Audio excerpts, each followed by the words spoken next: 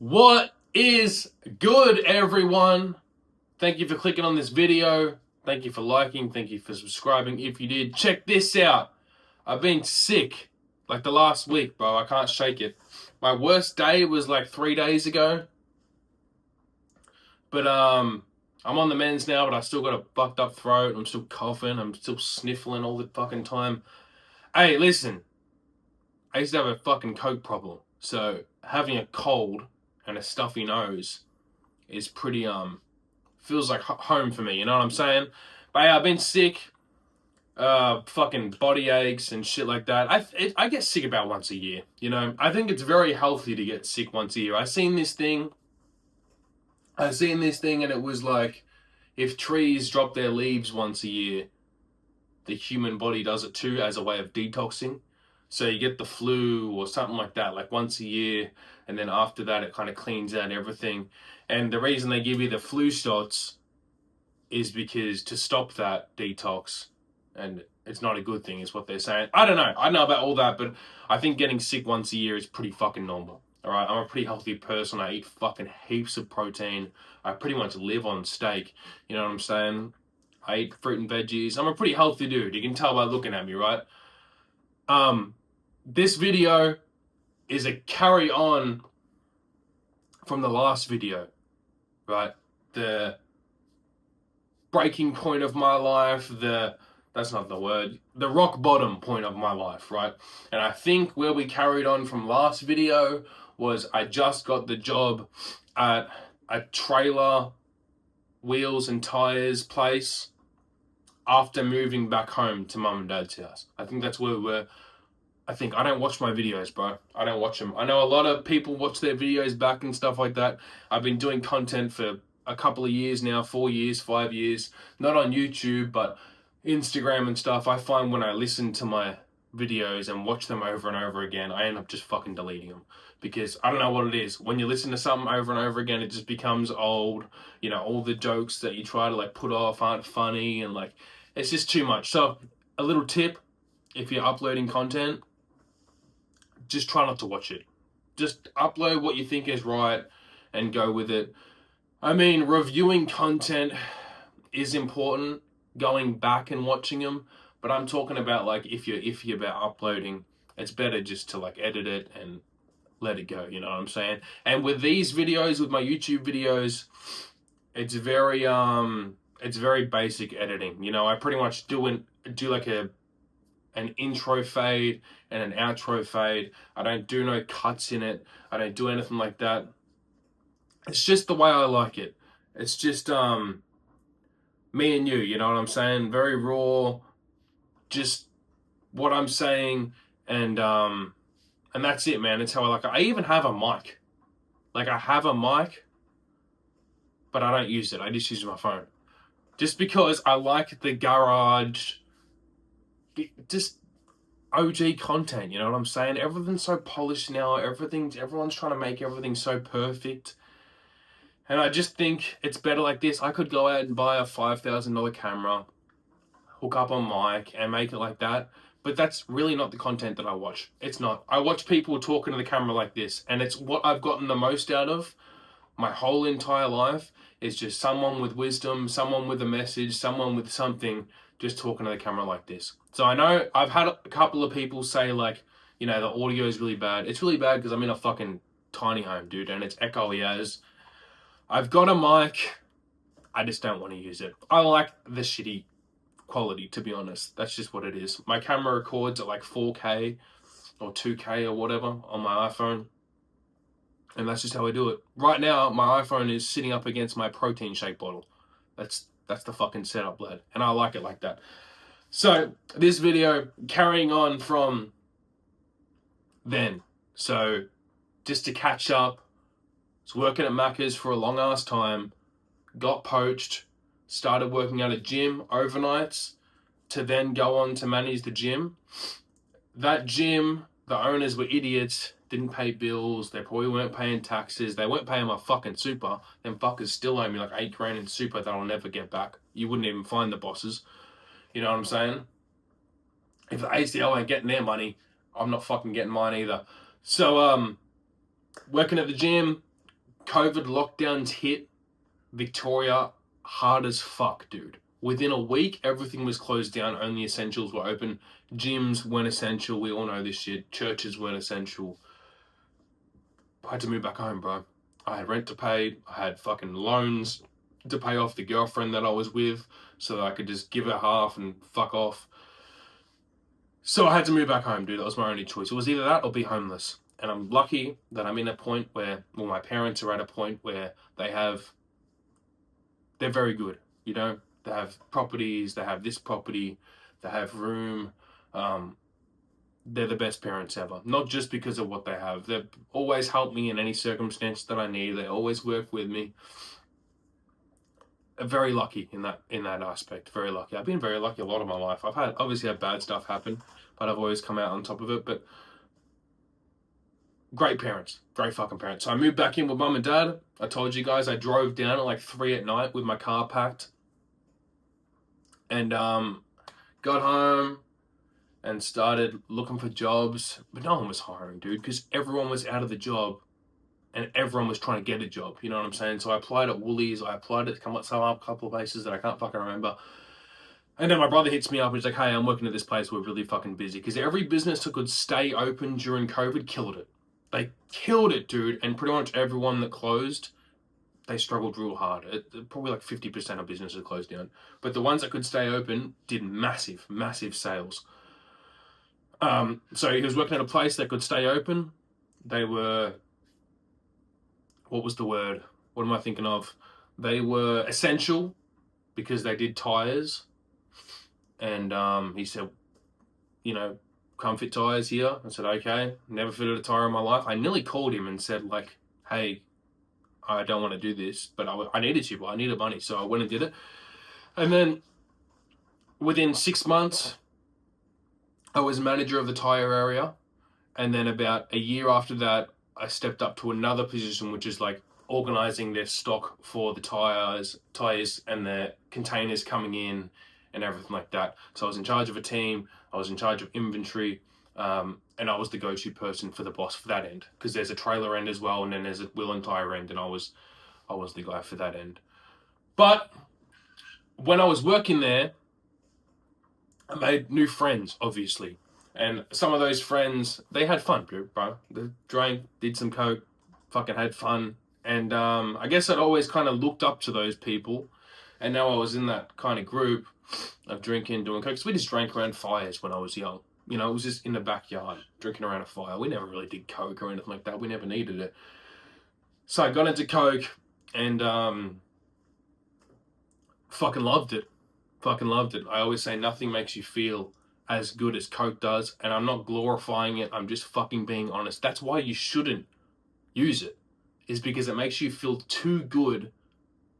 It's like, for you to feel that good so quick, within an instant, it would be like 10 years of work finally accomplishing something.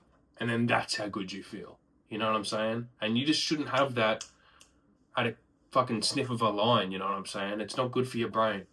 You'll never, ever, ever, ever, ever feel as good as that unless you worked your whole fucking life for something and finally achieve something, which is how it's supposed to be. You're never supposed to reach like that level of euphoria unless you fucking did a lot to earn it. You're supposed to earn your feelings, right? So, got into coke, and I was doing like a little bit with the boys and stuff like that. We'd go to Melbourne and fucking, but mostly I was just fucking driving around and sniffing coke on my own. That's what I did. Just drove around, drank any drink, sniffed coke, and just fucking vibed out, dude. Just wasted my time straight up, spending fuel, spending money on coke. But I think it was Theo Vaughn. You know Theo Vaughn? He said in a video, they're like, you know, do you still hang around with the people that you sniff coke with? He's like, you just sniff it on my own. And that's just how I did it. The last time I did coke, I was just sitting at my desk in my bedroom in my parents' house. Straight up, I started sniffing it outside on a water tank. That's the water tank that I do burpees and stuff. If you see my Instagram, if you don't, or if you don't know my Instagram, fucking go there, follow me. I do burpees on a water tank. And I started sniffing coke the last time I did coke on that water tank. And now I fucking hit burpees in it. But I was up for like 30 hours or something like that, and most of it was just sitting at my desk watching YouTube videos and sniffing coke as I was doing it. I always just did it on my own, dude. I always did it on my own. That's how I fucking knew it was a problem. Straight up. Because I wasn't doing it for any reason other than just to, like, ignore the thoughts in my head and feel better, you know? But the thing with coke is you feel better for the night, and then fucking 2 weeks, 3 weeks after that, you feel like absolute dog shit. Straight up depression. Like, nothing matters at all, including your own life. It's crazy as. So I developed a coke problem. And then I was also drinking at the time, but I gave up the drink on Boxing Day 2020. Boxing Day is the day after Christmas for Australia. I had my last drink. I said, I'm not going to do this shit anymore. I fucking sick of wasting my time. You know, I just get drunk and say a bunch of random shit. You turn into a completely different person when you're drunk, right? And I was at a point in my life where I didn't really know who the fuck I was. I didn't know what I liked. I didn't know what I wanted to do. I had no idea of, like, the values and the beliefs that I had. I had no idea, dude. I was just kind of like waking up to myself and realizing that I'm the consciousness behind my thoughts, not my thoughts and me. You know what I'm saying? So I started listening to, like, podcasts and, you know, personal development stuff, mindset stuff. And that was the kind of keys to unlock my brain. That's why I do this, because I think it's super valuable. Even if you're only getting like one or two things, I made it a thing that I would, like, listen to a podcast each day, some mindset podcast, some personal development podcast. That's why I do this, because I think it's super important. Even if you're just getting a little bit here and there, it adds up into your mind, and, you know, fucking changed my life, dude. Changed my life. Someone just talking through a microphone about, you know, you have the power over your emotions, you have the power over your feelings because they're yours, and having ownership of that literally changed my life. Not just that video, but I'm just saying, like, someone just speaking changed my fucking life. So that's why I do all this stuff, to try to help someone else with the same problem. So, fuck, where was I? I'm intaking personal development content. I stopped drinking, right? Because I've drank since I was 14 years old. I stopped drinking, but I'm still sniffing coke. I'm still sniffing coke, dog. I was like, you know, I don't drink, so, like, when I go out with the boys, like, they're drinking, I'll just sniff coke, you know? It's fine. There's nothing wrong with it. I do that for probably 4 months, 5 months after. The last time I ever did it, like I said, water tank, parents' bedroom, watching YouTube videos. I got it from someone else. I got it from a dude that I'd never got it from. I got an 8-ball to have for the weekend, but I got it on a Wednesday. I got it on a Wednesday, so I'm not fucking waiting, you know. I'll just have a little bit now, you know what I'm saying? Sorry. But on the Wednesday, I couldn't get it from my normal guy, and he had good shit. And I trusted him. He's one of my boys. I still talk to him now. He's a good ass dude. I just don't hang out with that crowd much, because they do what they do and I do what I do. I don't love them any less. I love those fucking dudes. But yeah, we're just different, man. So if I catch up with them, it's just for a steak, and, you know, I let them go. They do what they do and I go fuck home. You know what I'm saying? But I didn't get it from that guy. I got it from a different guy. A guy I never knew, a guy through a guy. And when I got the 8-ball, it was already crushed up. If it's already powder, you shouldn't take it. If you buy Coke, which you shouldn't buy Coke, should ya? You know that. I'm just saying, if so happens that someone you know buys Coke, right, and it's not like a rock, and you don't have to break it up, right, you don't have to cut it up yourself, you shouldn't fucking take it, because they break it up, they cut it up, and then they put stuff in it to make it go further, right? So you're buying an 8-ball, but really, like, only like maybe 1.5 grams, 2 grams of that is cocaine. The rest is fucking creatine, speed, whatever the fuck they can put in there. And I got it from this dude that was a friend of a friend, that someone knew, you know what I'm saying? and it was already dust. And I didn't think much of it. When I had some, it wasn't like as good, but it was what I could get. But later on through the night, this shit kept me up more than any coke had ever done. If you know you've done coke, you don't sleep, right? Once you do coke, you pretty much lie in bed for about 6 hours, 7 hours, 8 hours, staring at the roof with your eyes closed or just something. This stuff was way worse. Way fucking. I was going into bed, getting up, having a shower, going into bed, fucking doing push-ups. Like, it might have been meth, it might have been speed. I don't know what the fuck it was. There was something in that was very, very different. So I stayed up for a fucking long time, and it just made me like fucking paranoid. So paranoid. More paranoid than I've ever been in my life.